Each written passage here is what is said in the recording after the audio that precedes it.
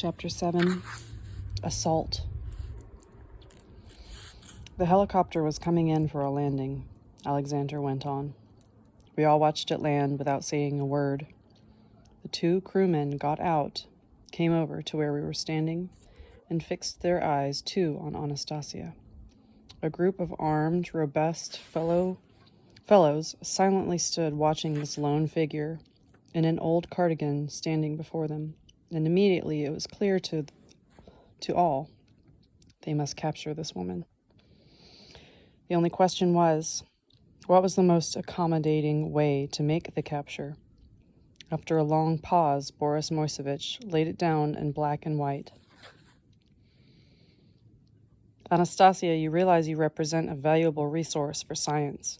The decision has already been made to transfer you to the natural preserve near Moscow. This is necessary for your own good, among other things. If for some reason you don't understand the situation and refuse to come voluntarily, we shall be obliged to effect the transfer by force. Naturally, you will want to have your child with you in your new place. You show us the location of your glade on the map, and the helicopter will go fetch your son. Later, we can capture a few of the animals and transport them to your new dwelling place. I repeat, all of this is necessary for your own benefit, for the benefit of your son and other people as well. You do want to bring benefit to people, don't you? Yes, Anastasia replied calmly, and right away added, everything I know, I am ready to share with all people, if they find it interesting. But only with all people. Science is not something that is available to everybody at once. Its achievements are first used only by localized groups, often for their selfish personal interests. The vast majority get to know only what the localized groups are disposed to reveal. Who do you represent? Is it not a particular localized group? I cannot go with you. I need to raise a man. I need to raise my son. That can only be done properly where a space of love has been created. This space has been created and perfected by my forebears, near and distant. It is still small, but it is what ties me to the whole substance of the universe. Every man must create around himself his own space of love and offer it to his child. Bearing children without preparing a space of love for them is criminal. Every man must create around himself a small space of love. And if everyone understood this and acted upon it, then the whole earth would become the brightest focus of love in the universe. This is the way he wanted it, and this is man's purpose, for only man is capable of creating such a space. Two strong security men approached Anastasia from behind, one on either side. It wasn't clear whether they were acting on orders from the security captain or whether it had been planned out in advance. They exchanged glances and simultaneously grabbed Anastasia's arms. They did this quite professionally, though not without a certain degree of apprehension. They kept a tight grip on her arms as though holding a captured bird by its outspread wings. The security captain was a stocky fellow, his hair cut real short. He stepped out in front and stood beside Boris Moisevich. Anastasia's face showed no sign of fear, but she was no longer looking at us. Her head was slightly inclined toward the ground. Her eyelids were lowered, hiding her gaze, and she began to speak without raising her eyes, with the same calm and gentleness in her voice as before. Please do not use force. It is dangerous. For whom? The security captain inquired in a raspy voice. For you, and it would be unpleasant for me. Boris Moisevich tried to restrain what may have been either his fear or his excitement. He asked Anastasia, can you cause us physical pain using supernatural abilities? I am man, a man like anybody else, but I am worried. Worry may allow undesirable things to happen, such as matter, cells, atoms, nuclei, nuclear particles in chaotic movement. You know about them. If one visualizes them vividly and in full detail, perceives and understands them properly, and then uses the full powers of one's imagination to extract from the nucleus even a single chaotically moving particle, then the matter begins to... Anastasia turned her head to one side, lifted her eyelids just slightly, and fixed her gaze on a stone lying on the ground. The stone immediately began to break apart into small particles, and before long was transformed into a pile of sand. Then she raised her gaze to the security captain.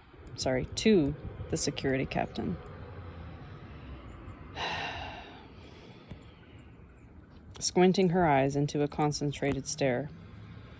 Steam began to escape from the tip of the security captain's left ear.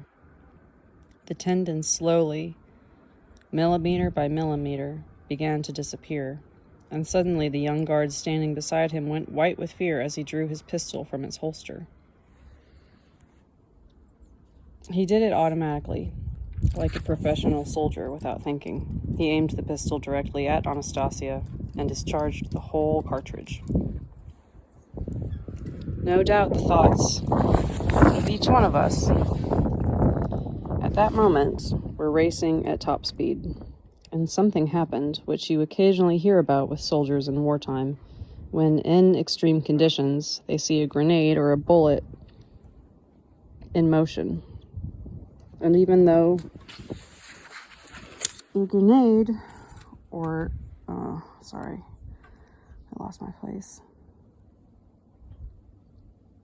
When in extreme conditions they see a grenade or bullet in motion, and even though the grenade or bullet is flying at its usual speed, the acceleration of one's thinking and perceptive faculties causes it to be seen in slow motion.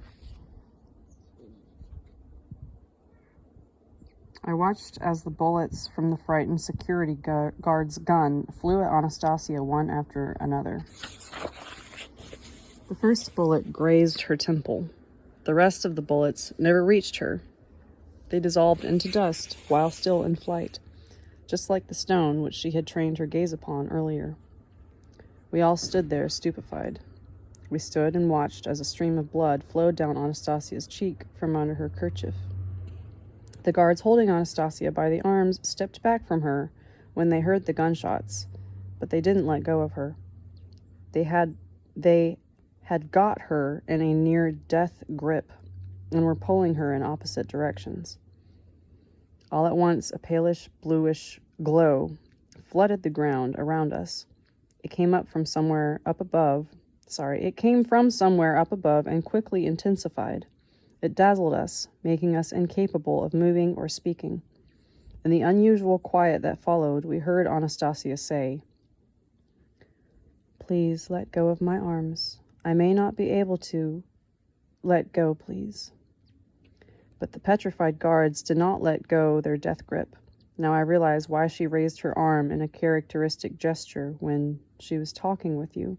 It was this gesture that indicated to someone up above that everything was in order and that she did not need help. But this time they would not let her raise her arm. The bluish glow continued to intensify. Then something seemed to sparkle, and we saw a fiery sphere hanging over us, pulsating with pale blue light. It was like a huge ball lightning, and inside it were sparkling networks of hundreds of lightning discharges. Occasionally they would spark out beyond the blue membrane-like hull and reach the tops of the nearby trees, or even the flowers beneath our feet, but caused them no harm. One of the thin lightning bolts momentarily made contact with an obstruction which rocks and a fallen tree had made in the creek. It transformed the obstruction into a cloud of dust, which instantly vaporized. The bolts that sparked out beyond the blue hull of the fiery sphere were no doubt possessed tremendous power of an energy we know nothing about. It seemed as though it was being controlled by some kind of intelligence. We had the impression of being in the presence of an intelligent being which possessed unimaginable power. But the most incredible and unnatural thing about what was taking place were the sensations we felt from its presence. We had no sense of fear or suspicion. On the contrary, you can just imagine. Right there in a situation like that, we began to feel a sense of calm and grace, as though something very close to us, something related to us, had suddenly appeared. At that point, the pulsating blue sphere soared over our heads and seemed to be studying us, sizing up the situation. All at once, it made a circle in the air and landed at Anastasia's feet. The bluish glow intensified and, like a pleasing languor, relaxed us to the point where we simply didn't feel like moving, or hearing, or saying anything. The blue hull of the sphere then emitted several fiery bolts at once. They swept over to Anastasia, began touching her as though stroking the toes of her bare feet. Anastasia managed to free her arms from the languishing security guards. She stretched out her arms toward the sphere. Immediately it rose to the level of her face, and the lightning bolts which we had seen with our eyes turned to dust, Immediately it rose to the level of her face, and the lightning bolts, which we had seen with our eyes, turned to dust. The stones piled up in the creek began to fondle her arms, while doing them no harm. Anastasia began talking with the sphere. We couldn't distinguish any words, judging by her gestures and facial expression. She was trying to explain something to it, to prove or persuade it of the way she was seeing something, but without success. The sphere gave no response to her, but it was nevertheless clear that it was not agreeing with her. This much was evident, since Anastasia went on trying to persuade it with considerable excitement. It was the excitement that no doubt caused her cheeks to flush. Still talking away, she removed her kerchief. Golden wheat-colored braids of hair hung about Anastasia's shoulders and covered the stream of dried blood on her face. We saw how perfectly beautiful her facial features were. The fiery sphere made several revolutions, like a comet, around Anastasia's head, then stopped once more in front of her face, and 1,000 delicate lightning bolts swept through her hair, neatly touching each individual strand, lifting and stroking them. One of the bolts lifted a whole bunch of strands at once and opened the bullet wound in her temple, while another bolt began gliding along the traces of dried blood. It was as though the sphere was using the actions of its lightning bolts in place of words to remind Anastasia about what had happened and to contradict her arguments. Finally, all the little bolts drew back inside the sphere. Anastasia lowered her head and fell silent. The sphere made one more revolution around her and then rose to the air. The bluish glow decreased in intensity, and we felt things gradually return toward the way they were before, but instead of the bluish light, a brown smoke now began rising from the earth. This smoke filled the whole space around us, and only Anastasia remained in a little circle of blue. And when this brownish smoke completely enveloped us, that was when we began to discover what hell really is.